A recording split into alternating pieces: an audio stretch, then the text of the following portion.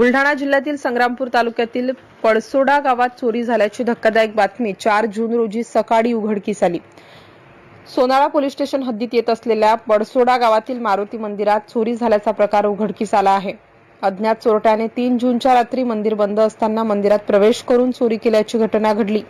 चोरट्याने मंदिरात प्रवेश करून मारुती मंदिरातील हनुमान मूर्तीवरील चांदीचा कंबरपट्टा 300 ग्रॅम किंमत अंदाजे 21,000, चांदीचा हार 350 ग्रॅम किंमत अंदाजे 24,500 रुपये, हातपाय व गदा यातील 800 ग्रॅमचे 5 कडे किंमत अंदाजे 56,000 रुपये व दोन्ही दरवाजाचे लावलेले कुलूप असा एकूण 1,01,500 रुपयांचा मुद्देमाल घेऊन अज्ञात चोर पसार झाले। चोरी झाल्याची माहिती मिळाल्यानंतर सोनाळा पोलिसांनी तातडीने घटनास्थळी धाव घेतली। अज्ञात चोरट्याविरोधात या प्रकरणी शंकर जगदेव ढोकणे वय 50 वर्ष यांच्या तक्रारीवरून सोनाळा पोलीस स्टेशन येथे गुन्हा दाखल करण्यात आला असून अधिक तपास पोलीस उपनिरीक्षक महादेव खोने यांच्यासह बीट जमादार विशाल गवई करत आहेत।